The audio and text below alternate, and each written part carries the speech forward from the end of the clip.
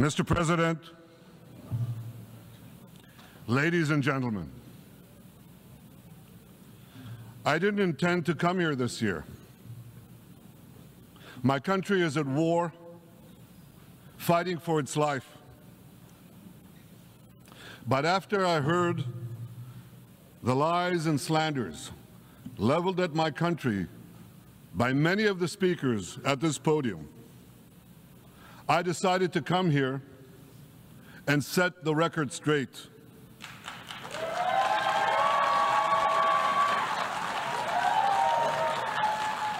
I decided to come here to speak for my people, to speak for my country, to speak for the truth.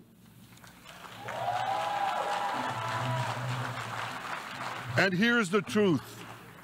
Israel seeks peace. Israel yearns for peace.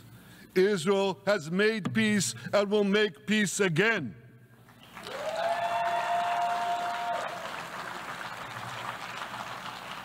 Yet we face savage enemies who seek our annihilation, and we must defend ourselves against these savage murderers. Our enemies seek not only to destroy us, they seek to destroy our common civilization and return all of us to a dark age of tyranny and terror.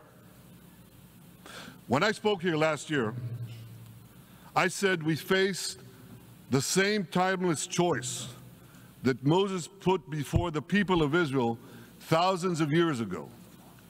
As we were about to enter the Promised Land, Moses told us that our actions will determine whether we bequeath to future generations a blessing or a curse. And that is the choice we face today. The curse of Iran's unremitting aggression, or the blessing of a historic reconciliation between Arab and Jew. In the days that followed that speech, the blessing I spoke of came into sharper focus. A normalization deal between Saudi Arabia and Israel seemed closer than ever. But then came the curse of October 7th. Thousands of Iranian-backed Hamas terrorists from Gaza burst into Israel in pickup trucks, on motorcycles, and they committed unimaginable atrocities. They savagely murdered 1,200 people. They raped and mutilated women. They beheaded men. They burned babies alive. They burnt entire families alive, babies, children, parents, grandparents, in scenes reminiscent of the Nazi Holocaust. Hamas kidnapped 251 people from dozens of different countries, dragging them into the dungeons of Gaza. Israel has brought home 154 of these hostages, including 117 who returned alive. I want to assure you, we will not rest until the remaining hostages are brought home too. And some of their family members are here with us today. I ask you to stand up.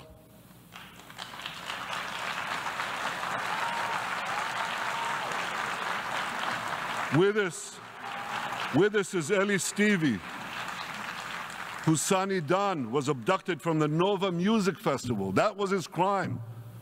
A music festival. And these murderous monsters took him. Kobe Smirno, whose son Jonathan was murdered, and his corpse was taken into the dungeons, into the terror tunnels of Gaza. A corpse held hostage. Salim al-Atrash, whose brother Muhammad, a brave Arab-Israeli soldier, was murdered. His body too was taken to Gaza. And so was the body of Ifat Hyman's daughter in Bar, who was brutally murdered at that same music festival. With us is Sharon Sharabi, whose brother Yossi was murdered, and who prays for his older brother Eli, who is still held hostage in Gaza. And with us too is Izhar Lifsich from Kibbutz Nir Oz, a kibbutz that was wiped out by the terrorists. Thankfully, we achieved the release of his mother Yocheved, but his father Oded is still languishing in an underground terrorist hell of Hamas.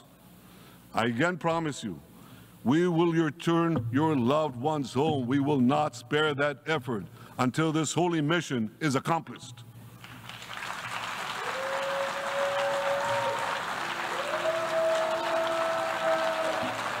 Ladies and gentlemen, the curse of October 7th began when Hamas invaded Israel from Gaza.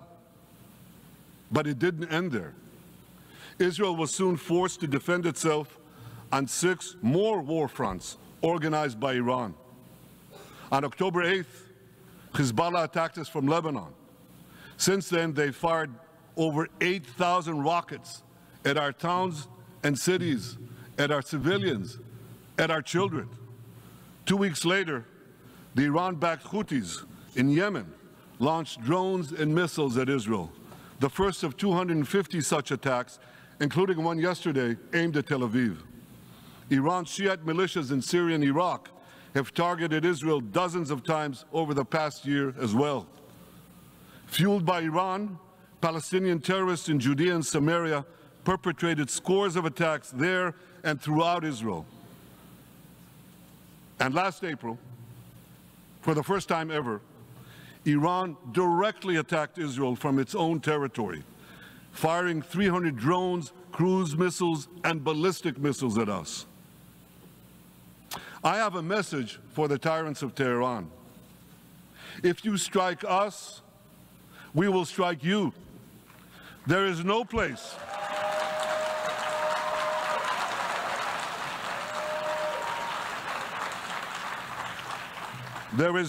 in Iran that the long arm of Israel cannot reach, and that's true of the entire Middle East.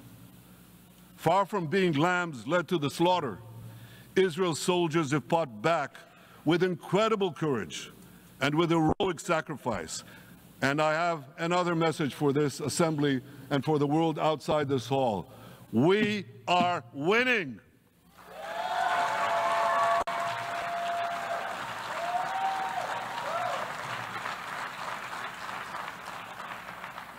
Ladies and gentlemen, as Israel defends itself against Iran in the seven-front war, the line separating the blessing and the curse could not be more clear.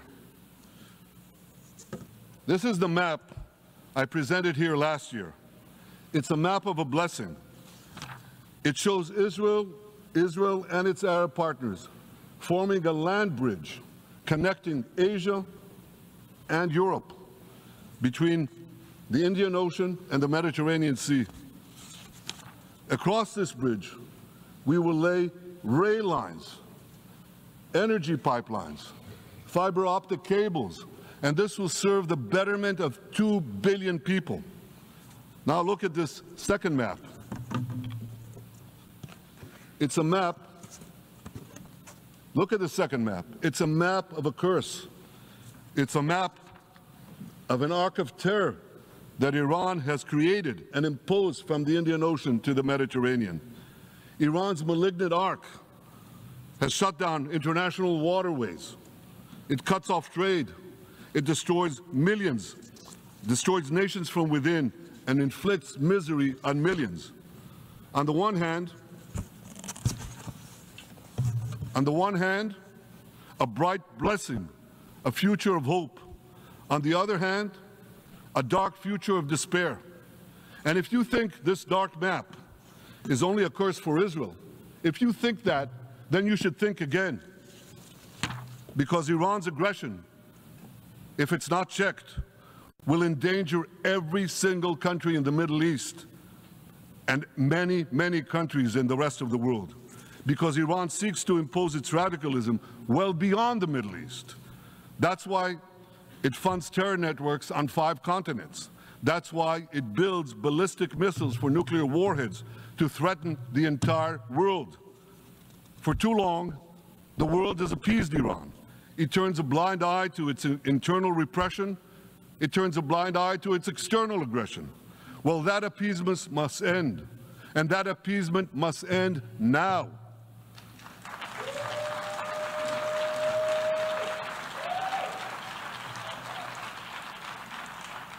Nations of the world should support the brave people of Iran who want to rid themselves of this evil regime.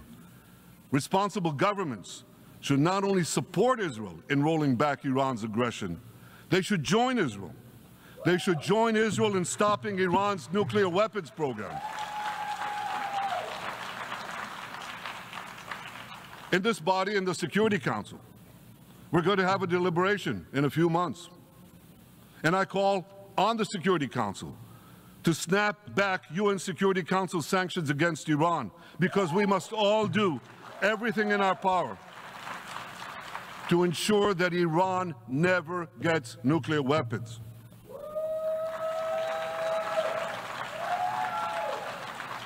For decades, I've been warning the world against Iran's nuclear program. Our actions delayed this program by perhaps a decade, but we haven't stopped it. We've delayed it, but we haven't stopped it.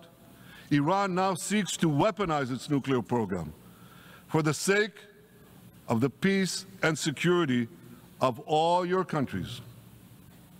For the sake of the peace and security of the entire world, we must not let that happen. And I assure you, Israel will do everything in its power to make sure it doesn't happen.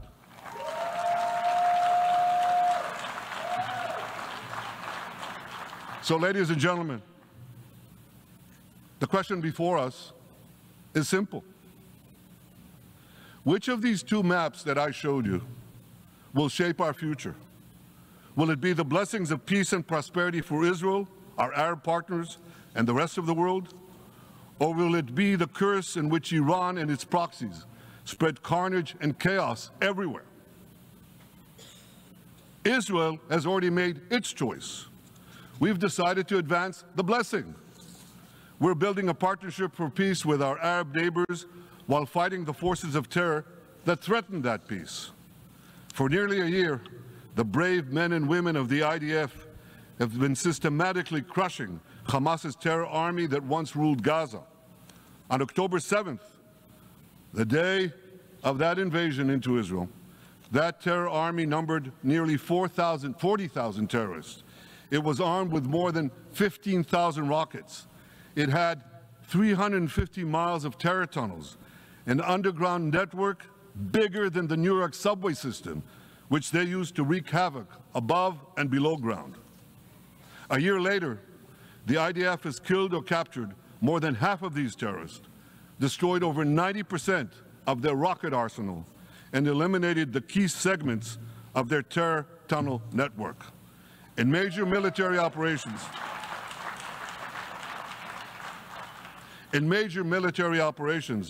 we destroyed nearly all of Hamas's terror battalions, 23 out of 24 battalions. Now, to complete our victory, we are focused on mopping up Hamas's remaining fighting capabilities. We are taking out senior terrorist commanders and destroying remaining terrorist infrastructure. But all the while, and I'll say this one more time, we remain focused on our sacred mission, bringing our hostages home, and we will not stop until that mission is complete. Now, ladies and gentlemen, even with Hamas's greatly diminished military capability, the terrorists still exercise some governing power in Gaza by stealing the food that we enable aid agencies to bring into Gaza. Hamas steals the food, and then they hike the prices. They feed their bellies, and then they fill their coffers with money that they extort from their own people. They sell the stolen food at exorbitant prices, and that's how they stay in power. Well, this too has to end, and we're working to bring it to an end.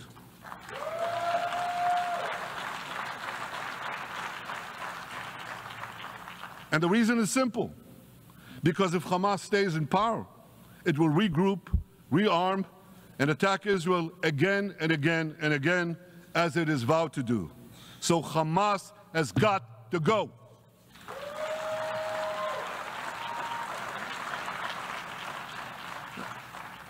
Just imagine For those who say, well, Hamas has to stay, it has to be part of a post-war Gaza, imagine in a post-war situation in World War II, imagine allowing the defeated Nazis in 1945 to rebuild Germany. It's inconceivable, it's ridiculous. It didn't happen then, it's not going to happen now.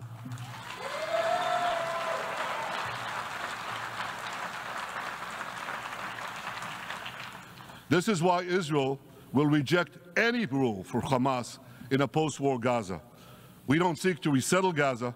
What we seek is a demilitarized and de-radicalized Gaza. Only then can we ensure that this round of fighting will be the last round of fighting. We are ready to work with regional and other partners to support a local civilian administration in Gaza committed to peaceful coexistence. As for the hostages, I have a message for the Hamas captors. Let them go. Let them go. All of them. Those alive today must be returned alive, and the remains of those whom you brutally killed must be returned to their families. Those families here with us today, and others in Israel, deserve to have a resting place for their loved ones, a place where they can grieve and remember them. This war, ladies and gentlemen, this war can come to an end now. All that has to happen is for Hamas to surrender, lay down its arms, and release all the hostages. But if they don't, we will fight until we achieve victory, total victory. There is no substitute for it.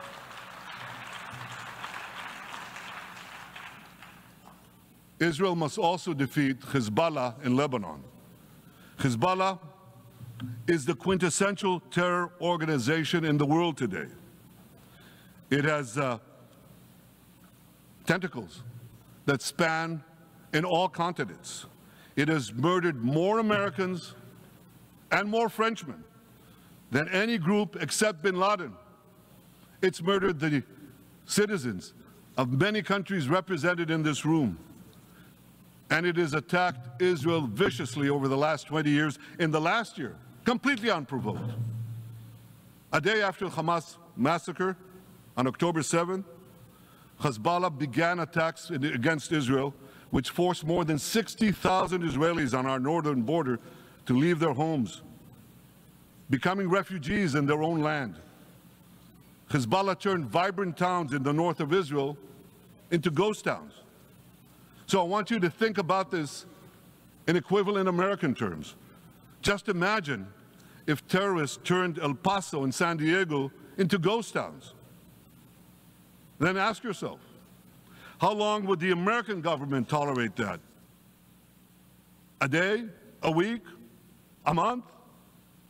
I doubt they tolerate it even for a single day. Yet Israel has been tolerating this intolerable situation for nearly a year. Well, I've come here today to say, enough is enough.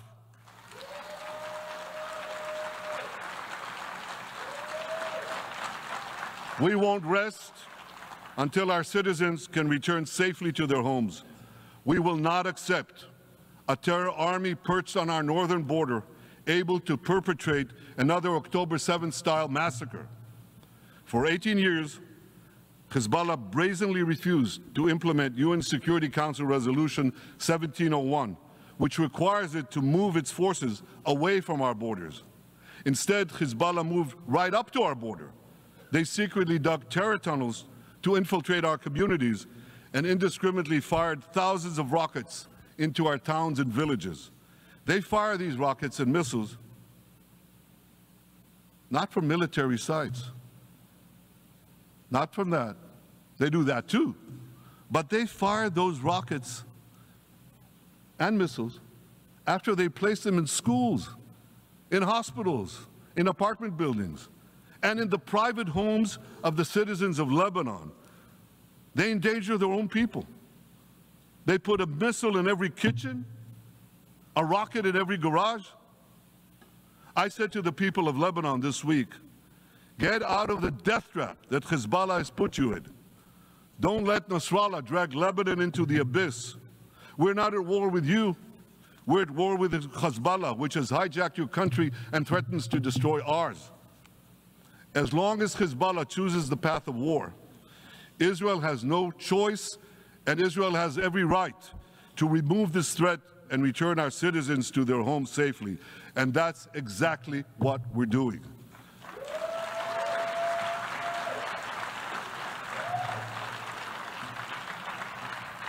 Just this week, the IDF destroyed large percentages of Hezbollah's rockets, which it built with Iran's funding for 3 decades.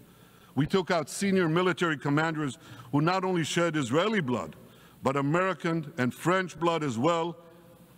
And then we took out their replacements, and then the replacements of their replacements. And we'll continue degrading Hezbollah until all our objectives are met.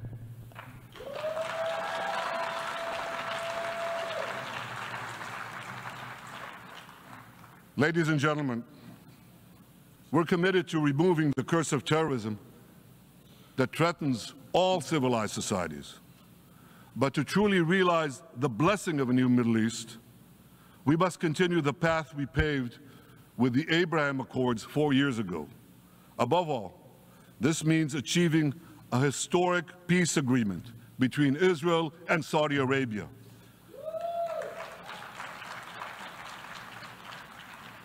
And having seen the blessings that we've already brought with the Abraham Accords, the millions of Israelis who've already flown back and forth across the Arabian Peninsula, over the skies of Saudi Arabia, to the Gulf countries, the trade, the tourism, the joint ventures, the peace, I say to you, what blessings such a peace with Saudi Arabia would bring. It would be a boon to the security and economy of our 2 countries. It would boost trade and tourism across the region. It would help transform the Middle East into a global juggernaut. Our 2 countries could cooperate on energy, water, agriculture, artificial intelligence, and many, many other fields. Such a peace, I'm sure, would be a true pivot of history. It would usher in a historic reconciliation between the Arab world and Israel, between Islam and Judaism, between Mecca and Jerusalem. While Israel is committed to achieving such a peace, Iran and its terror proxies are committed to scuttling it. That's why one of the best ways to foil Iran's nefarious designs is to achieve the peace. Such a peace would be the foundation for an even broader Abrahamic alliance. And that alliance would include the United States, Israel's current Arab peace partners, Saudi Arabia, and others who choose the blessing of peace.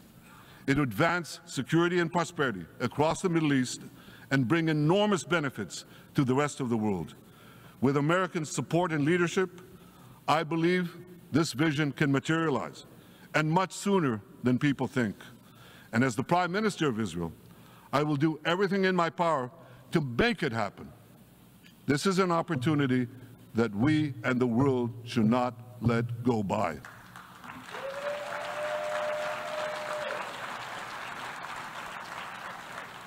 Ladies and gentlemen, Israel has made its choice. We seek to move forward to a bright age of prosperity and peace. Iran and its proxies have also made their choice. They want to move back to a dark age of terror and war. And now I have a question. And I pose that question to you. What choice will you make? Will your nation stand with Israel? Will you stand with democracy and peace? Or will you stand with Iran, a brutal dictatorship that subjugates its own people, exports terrorism across the globe? In this battle between good and evil, there must be no equivocation. When you stand with Israel, you stand for your own values and your own interests. Yes, we're defending ourselves, but we're also defending you against a common enemy that through violence and terror seeks to destroy our way of life. So there should be no confusion about this. But unfortunately, there is a lot of it in many countries and in this very hall, as I've just heard. Good is portrayed as evil, and evil is portrayed as good. We see this moral confusion when Israel is falsely accused of genocide, when we defend ourselves against enemies who try to commit genocide against us. We see this too when Israel is absurdly accused by the ICC prosecutor of deliberately starving Palestinians in Gaza. What an absurdity. We bring in 700,000 tons of food into Gaza. That's more than 3,000 calories a day for every man, woman, and child in Gaza. We see this moral confusion when Israel is falsely accused of deliberately targeting civilians. We don't want to see a single person, a single innocent person die. That's always a tragedy. And that's why we do so much to minimize civilian casualties, even as our enemies use civilians as human shields. And no army has done what Israel is doing to minimize civilian casualties. We drop flyers, we send text messages, we make phone calls by the millions to ensure that Palestinian civilians get out of harm's way. We spare no effort in this noble pursuit. We see yet another profound moral confusion when self-described progressives march against the democracy of Israel. Don't they realize they support the Iranian-backed goons in Tehran and in Gaza? The goons who gun down protesters, murder women for not covering their hair, and hang gays in public squares, some progressives. According to the U.S. Director of National Intelligence, Iran funds and fuels many of the protesters against Israel. Who knows, maybe some of the protesters, or even many of the protesters outside this building now. Ladies and gentlemen, King Solomon, who reigned in our eternal capital, Jerusalem, 3,000 years ago, proclaimed something that is familiar to all of you. He said, "There is nothing new under the sun." Well, in an age of space travel, quantum physics, and artificial intelligence, some would argue that's a debatable statement. But one thing is undeniable. There is definitely nothing new at the United Nations.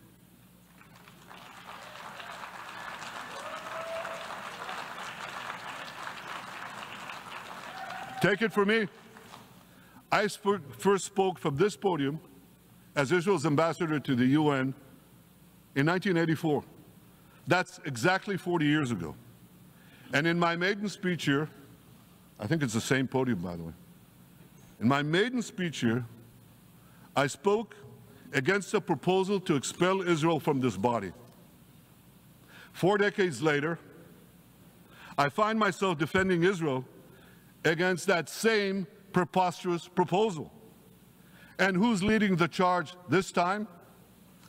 Not Hamas, but Abbas, Palestinian Authority President Mahmoud Abbas. This is the man who claims he wants peace with Israel. Yet he still refuses to condemn the horrific massacre of October 7th. He's still paying hundreds of millions to terrorists who murder Israelis and Americans. It's called pay for slay. The more you murder, the more you get paid. And he still wages unremitting diplomatic warfare against Israel's right to exist and against Israel's right to defend itself. And by the way, they amount to the same thing. Because if you can't defend yourself, you can't exist. Not in our neighborhood, certainly, and maybe not in yours. Standing in this podium 40 years ago, I told the sponsors of that outrageous resolution to expel Israel, "Gentlemen, check your fanaticism at the door." Today, I tell President Abbas and all of you who would shamefully support that resolution, check your fanaticism at the door. The singling out of the one and only Jewish state continues to be a moral stain on the United Nations. It has made this once respected institution contemptible in the eyes of decent people everywhere. But for the Palestinians, this UN House of Darkness is home court. They know that in this swamp of anti-Semitic bile, there's an automatic majority willing to demonize the Jewish state on anything. In this anti-Israel flat earth society, any false charge, any outlandish allegation can muster a majority. In the last decade, there have been more resolutions passed against Israel in this hall at the UN General Assembly than against the entire world combined. Actually, more than twice as many. Since 2014, this body condemned Israel 174 times. It condemned all the other countries in the world 73 times. That's more than 100 extra condemnations for the Jewish state. What hypocrisy, what a double standard, what a joke. So the UN's hostility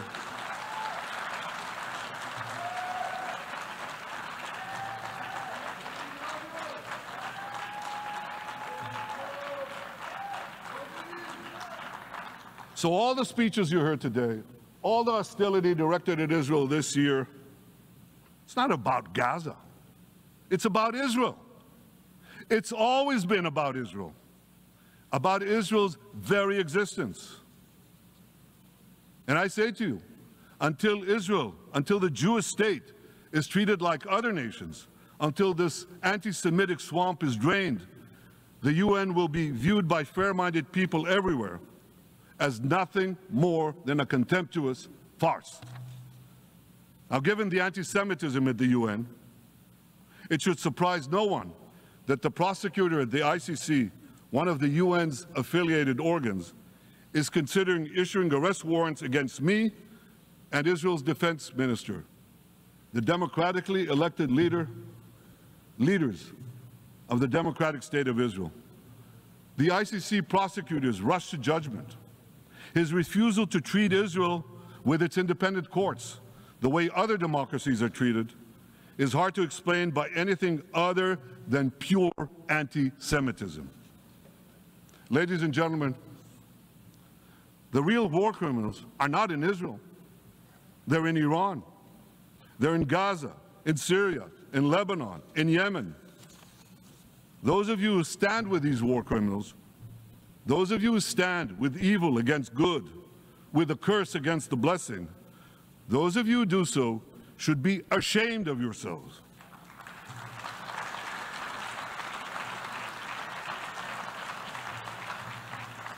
But I have a message for you. Israel will win this battle. We'll win this battle because we don't have a choice. After generations in which our people were slaughtered, remorselessly butchered, and no one raised a finger in our defense, we now have a state. We now have a brave army, an army of incomparable courage, and we are defending ourselves. As the book of Samuel says in the Bible, Netzach Yisrael lo yishaker. The eternity of Israel will not falter.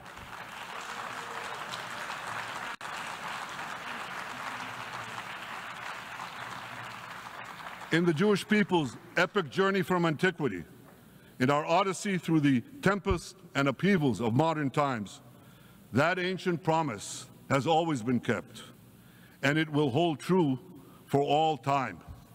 To borrow a great poet's phrase, Israel will not go gently into that good night.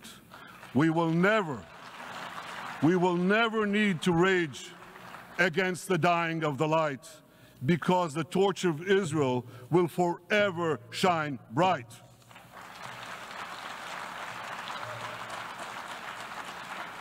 To the people of Israel and to the soldiers of Israel, I say, be strong and of good courage. חזקו ויצאו ואל תיראו מפניהם, כי אדוני אלוהיך הוא ההולך עמך, לא ירפך ולא יעזבך. Am Yisrael Chai, the people of Israel live now, tomorrow, forever. Thank you.